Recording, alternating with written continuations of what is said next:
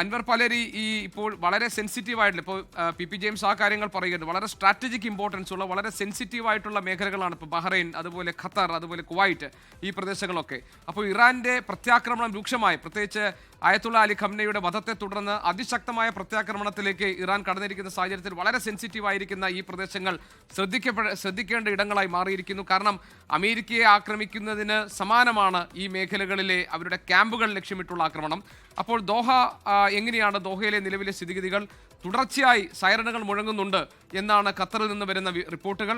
എന്താണ് നിലവിൽ അവിടുത്തെ സാഹചര്യം, സ്ഥിതിഗതികൾ? ഗോപി കൃഷ്ണൻ, നിലവിൽ ഖത്തറിലെ സാധാരണ ജനജീവിതത്തെ സംബന്ധിച്ചിടത്തോളം ആളുകൾ വളരെ അലേർട്ടാണ്.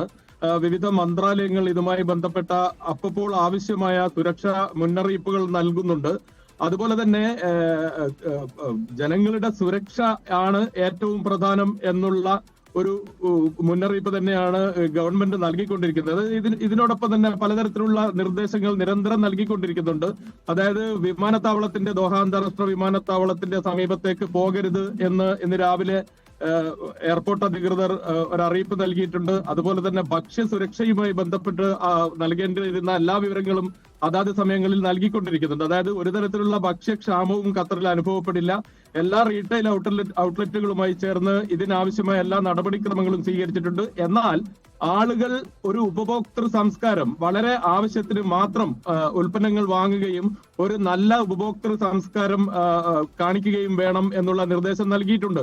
ഇതിൽ നിന്നെല്ലാം മനസ്സിലാവുന്നത് ഭരണകൂടം വളരെ വളരെ വളരെ പ്രാധാന്യത്തോടെയാണ് കാര്യങ്ങളെ നോക്കിക്കാണുന്നത്. നിലവിൽ ജനങ്ങളോട് പുറത്തിറങ്ങരുത് എന്ന് കൃത്യമായി ആവശ്യപ്പെട്ടിട്ടുണ്ട്. കഴിഞ്ഞ 2 ദിവസങ്ങളിലായി ഇതേ സന്ദേശം നിരന്തരം നൽകിക്കൊണ്ടിരിക്കുന്നു. ജനങ്ങൾ വളരെ അത്യാവശ്യത്തിന് മാത്രമേ വീട് വിട്ട് പുറത്തിറങ്ങാവൂ എന്നുള്ള തരത്തിലുള്ള നിർദ്ദേശങ്ങളാണ് നിരന്തരം നൽകിക്കൊണ്ടിരിക്കുന്നത്. നിൽക്കുന്ന ആളുകളെല്ലാം അതാത് സുരക്ഷിത സ്ഥാനങ്ങളിൽ തന്നെ തുടരുക. അതുപോലെ തന്നെ ഇന്ന് ഖത്തറിൽ സ്ഥാപനങ്ങളൊന്നും പ്രവർത്തിക്കുന്നില്ല. എല്ലാ സർക്കാർ സ്ഥാപനങ്ങൾക്കും വീണ്ടും റിമോട്ട് വർക്കിനുള്ള ഓർഡറാണ് കൊടുത്തിരിക്കുന്നത്. മറ്റുള്ള തരത്തിൽ ജനങ്ങളിൽ അത്തരത്തിലുള്ള വലിയ തരത്തിലുള്ള പരിഭ്രാന്തി ഒന്നുമില്ല. പക്ഷേ എല്ലാവരും വളരെ ജാഗ്രതയിലാണ്. ഗോപികൃഷ്ണൻ. ശരി, അൻവർ പലേരിയാണ് വിവരങ്ങൾ നൽകിയത്. ദോഹയിലെ, അതായത് ഖത്തറിലെ പൊതുവായ സാഹചര്യത്തിൽ അവിടെ വളരെ ശ്രദ്ധയോടുകൂടിയാണ് ഭരണകൂടം കാര്യങ്ങൾ കൈകാര്യം ചെയ്യുന്നത്. അവിടെ അൽ ഉദൈദ് സൈനിക താവളമുണ്ട്. അത് ലക്ഷ്യമാക്കി ഇറാന്റെ ആക്രമണങ്ങൾ ഉണ്ടാകാൻ സാധ്യതയുണ്ട്, അത് പ്രതീക്ഷിക്കുന്നുണ്ട്. അതുകൊണ്ട് തന്നെ ശക്തമായ പ്രതിരോധ സംവിധാനങ്ങൾ, അതോടൊപ്പം തന്നെ ജനങ്ങളോട് ജാഗ്രത പാലിക്കാനുള്ള നിർദ്ദേശങ്ങൾ ഉണ്ടാകുന്നു. ദോഹയിൽ നിരന്തരം സൈറനുകൾ മുഴങ്ങുകയും മുന്നറിയിപ്പ് സന്ദേശങ്ങൾ നൽകുകയും ചെയ്തു എന്നുള്ള റിപ്പോർട്ടുകൾ നേരത്തെ പുറത്തു വന്നിരുന്നു. ലോകത്തെവിടെയായാലും ഏത് സമയത്തും 24 വാർത്തകളും ഓഗ്മെന്റഡ് റിയാലിറ്റി പാക്കേജുകളും എക്സ്പ്ലെയിനറുകളും വിശദമായി കാണാൻ ഞങ്ങളുടെ യൂട്യൂബ് ചാനൽ നിങ്ങൾക്ക് സബ്സ്ക്രൈബ് ചെയ്യാം.